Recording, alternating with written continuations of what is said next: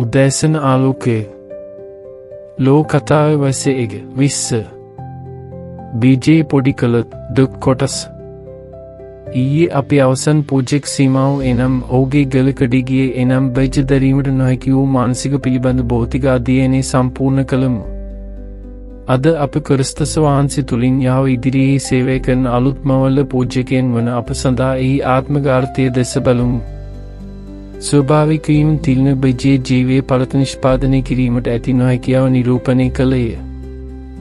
ආත්මිකව එය පළ දැරීමට ඇති දිව්‍යමය බලය නැති කර ගැනීම ගැන අපට අනුතුරු අංගවයි. එය අපගම හදවත් තුළ මෙන්ම දිව්‍යන් වහන්සේගේ වචනය තුලින් අන්වය තුලදී අහිමි කර ගැනීමක්. ශුද්ධ ලියවෙල්ල බෙජේ දිව්‍යන් වහන්සේගේ වචනය සහ එයින් නිපදවන ජීවයේ සමග නැවත නැවතත් හඳුනාගෙන යස් පැහැදිලිවම කිව බෙජේ නම් දිව්‍යන් වහන්සේගේ වචනය ලෞකයට එකලහ. මම වචනය අප තුළ රෝපණය වූ විට එය නව ජීවනයක් ගැන යකුබ එය නිබුලගේ ජීවිතය ගැලුවන්ට පුළුවන් වුරපත වචනය යකුබ 1:21 ලෙස හැඳින්වයි. නමුත් කොපර තැනැත්තගේ උපම බෙජේ මුනි එය සම්පූර්ණව හා ජීවමනව තිබිය යුතුයි. නොසලක නොහැරිය යුතුය. හුස්ම හෙර නොකළ යුතුය. බාහිර පීඩනයන්ගින් හෝ අභ්‍යන්තර බාධාවන්ගින් තුලනය යුතුය. තිලින බෙජයකට වර්ධනය විය නොහැකි තමන් තුළ ඇති වචනය නිශ්ශබ්ද වීමට ඉඩ දෙන ඇදහළුවන්තයක් ඉක්මනින්ම නුසර වී. මෙහි ඇති පළමු පාඩම නම් අප තුළ රෝපණය කර ඇති දිව්‍යන් වහන්සේගේ වචනය ආරක්ෂා කළ යුතු බවයි. එය කුඩ බීජයක් ලෙස ආරම්භ වුවද එය තුළ ජීවනයේ හා පරිවර්තනය පුරණ බලය රැගෙන යයි. ලෞකික කරදරවලින් නොසලක හරියහොත් හා පංග දමුවොත් එම බලයම එකයයි. සමහර බීජ දැඩි බීම වැටුණු බවත් සමහරක් කොට අතර වැටුණු බවත් සමහරක් නොගැඹුරු බීම වැටුණු බවත් යේසුස් වහන්සේ පවසසගේ ලෞකයට 10 15යි. මෙම පින්තූර විස්තර කරන්න දිව්‍යමය සතියේ කොතරම් පහසුවෙන් තොලිය හැකිද යන්නයි නොසලක හරිමින් අවධානය වන්තකට යොමු කරමින් හොබයින්.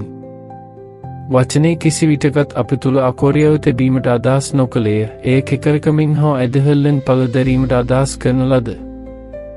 දෙවන පාඩම් නම් නවමවම ජීවිතයේ පළ දැරීමට නිර්මාණය කර ඇති බවයි.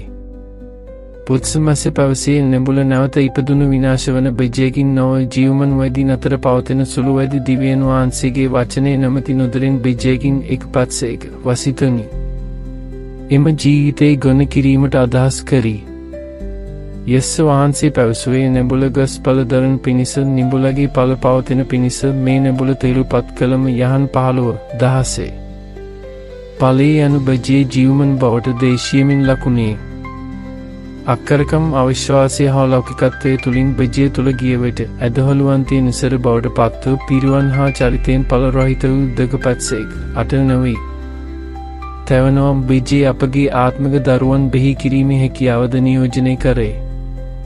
පෙරිරත් පවුල බොහෝ විට තම හැරියා අය ඇදහල්ලන් මගේ දරුවෝ එක් කරනත් 4 15 එක් තමත් එක් දුක ලෙස හැඳින්වයි. තමතුට ඔහු මෙසේ කිවේ මේ විසින් කියන ලදද අන්‍යයටත් උගන්වන්නට පුළුවන් විශ්වාසවන්ත මනුෂ්‍යයන්ට බාර දුන්නේ දක තමත් දක්. මේ ආත්මික පලජන්නේ ගෝලීන් බවට පත් කිරීම තුළින් සතියේ හා ජීවනයේ ගුණ කිරීමයි. බුජ්ජය තුළ ගිය විට ගෝලීන් බවට පත් කිරීම නතර වී ඇදහිල්ල ඊළඟ පරම්පරාවේ දුර්වල වී. වර්ධනය නොවන ඇදහිල්ලක් ඇති ඇදහළුවන්තයකට අන්වායේ පෝෂණය කළ නොහැක. අවසන් වශයෙන් ශුද්ධ ලියවෙල්ල අපව හඳුන්වන්නේ ආබරහිමගේ බොජ්ජය ලෙසයි. ක්‍රිස්තුස් වහන්සේ තුලින් පොරොන්දුව උරුමකාරයන් ලෙසයි ගලත් 3:16 වෙසෙනවයි. ක්‍රිස්තුස් වහන්සේ තුල අපේ ජීවනය හා ආශිර්වාදයේ ගිවිසුම උරුම කර ගැනීම. නමුත් මාතේ ඉගෙනීම සම්මතය හා නොසලක හරීම ඇතුළු වූ විට එම අන්‍යත්වයේ පැහැදිලිකම මේ කියයි. එසේනම් තිලින බෙජේ වර්ධනය අහිමිවීමකට වඩා වැඩිය. ඒ ආත්මික උරුමයේ අහිමිවීමක්. එය ලෞකිකත්වයේ උඩඟකම හා නොසලකිල්ල නිසා වටින වචනය විකෘතිවීමට ඉඩ දෙන ඇදහළුවන්තය නියෝජනය කරේ. මේ අනුව දිව්‍යන් වහන්සේ පොරොන්දු වූ පෙරුණත්වය තුළ ගමන් කිරීමට ඇති බලය නැති කරගෙන අද බෙජේ තුළ යන්නේ කිසිද? යේසුස් වහන්සේ දැන්ටමත් කොපර තැනැත්තගේ උපමන් පිළිතුරු ලබා දෙනුසක.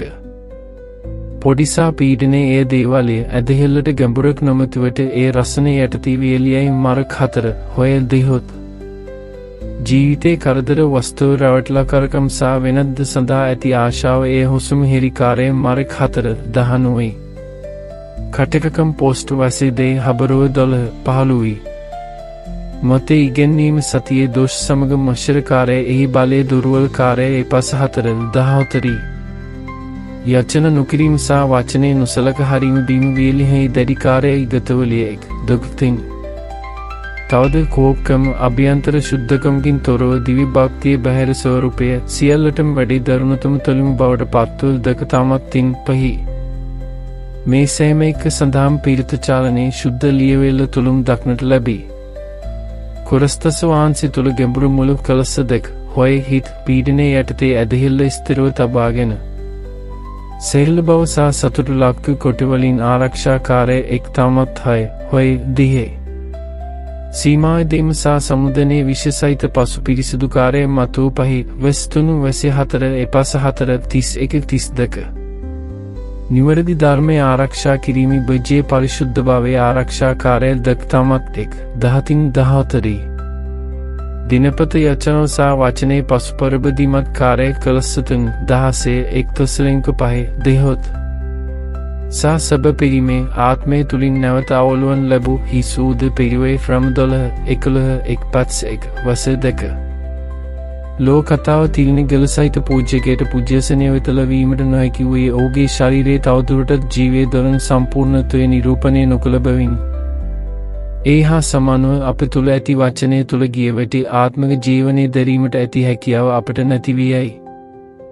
අපගේ නමස්කාරය වියලියයි අපගේ සාක්ෂි අකාරයක්ෂම වී සහ අපගේ ඵලය නැති වී එහෙත් කරුණෝ පණිවිඩය ප්‍රතික්ෂේප කිරීමක් නොව එය පරතස්ථාපනය කිරීමක් පූජ්‍යසනයේදී අසම්පූර්ණ ලකුණු තහනම් කළ දිවයින් වහන්සේම ක්‍රිස්තුස් වහන්සේ තුලින් තම සෙනඟ පරිපූර්ණ කරන සැක එවිට අපට නැවතත් සෑම යහපත් කාර්යවකදීම ඵලදායී විය හැකිය.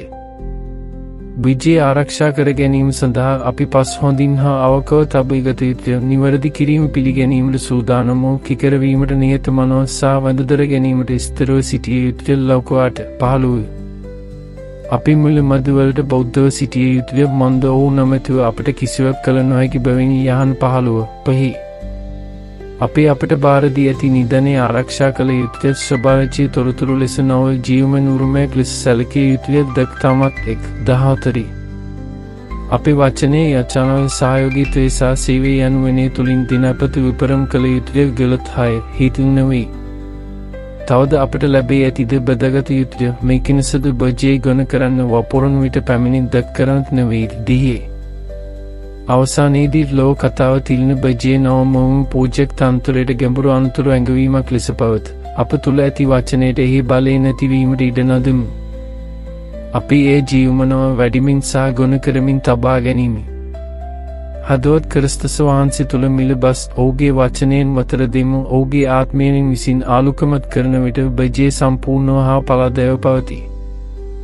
එවිට යහවාගේ අරමුණ අප තුළ ඉටු වී අපි බොහෝ ඵල දරන පිණිස අපගේ ඵල පවතින පිණිස උන්වහන්සේගේ නෙමෙයි මෙහිමයට පත්වන පිණිසයි.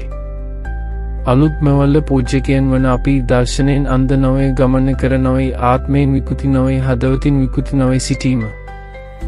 අපගේ සේවයේද අපගේ පාදයක් හෝ අතක් කොඩ නොයන්න, පව බරන් කන්ද නොනයන්න, ආත්මික වර්ධනයෙන් අඩපණ නොවෙන්න, අපගේ ඇස් පැහැදිලිව අපගේ හදවත් තුවාල හා සැඟවුණු ලිපි නොමැතුව සහ අපගේ බිජය නොකොට තබා ගැනීම ක්‍රිස්තුස් වහන්සේගේ ජීවිතය තුළ සම්පූර්ණව හා ඵලදායීව පැවැත්වුයි.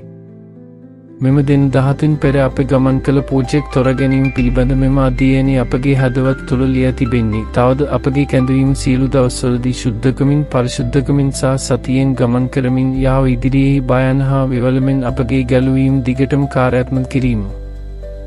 යොචිරුව අහෝ පියනන් වනියෝ අප තුළ ඇති බජයේ අභිරහස් හෙළි කිරීම ගැන අපි ඔබට සුත්තිවන්ත වීම, ඔබගේ ආත්මයෙන් විසින් ඔබ රූපණය කළ වචනයේ ජීවනයේ සහ ඇදහිල්ල නොසලක හරීම පාපීය සහ මේ ලෝකයේ කරදර තුලින් අපගේ බජයේ තුල හැකි ආකාරය ඔබ අපට පෙන්වා දී ඇති. එහෙත් ඔබගේ දියවන එය ආරක්ෂා කර පෝෂණය කරන්නේ කෙසේද ඔබ අපට උගන්වා ඇති. ඔබගේ වචනයෙන් වතර දෙම ඔබගේ සතියේ තුළ මිල බස ගැනීමෙන් මෙම බජයේ ජීවමනව හා වැඩිමින් තබා ගැනීමට අපව ශක්තිමත් කරන්න. එය ඔබගේ නමයට මෙහිමයි ගැන දැන පිරීමේ ඇදහිල්ල සහ ධර්මිෂ්ඨකම් කාර්යයන් ඉපදවීමෙන් ඵලදායීත්වයෙන් ගොනුවී. ආබරීමගේ සුභ ජීවන ක්‍රිස්තුස් වහන්සේ තුළ අපව ස්ථිරව තිබෙන්නේ එවිට උන්වහන්සේ තුළින් අපට ඉතිරි වන බොහෝ ඵල දැරීමට හැකි වී. සෙම් පරිශසාවක් හොයි සත්‍ය දුම්කම් අපගේ සිදු කලක පියනුන් සහ ජීවනයේ දින්නනින් වන ඔබට වූ. ක්‍රිස්තුස් වහන්සේගේ නමෙන් අපි යාචනා කිරීමේ. ආමීන්.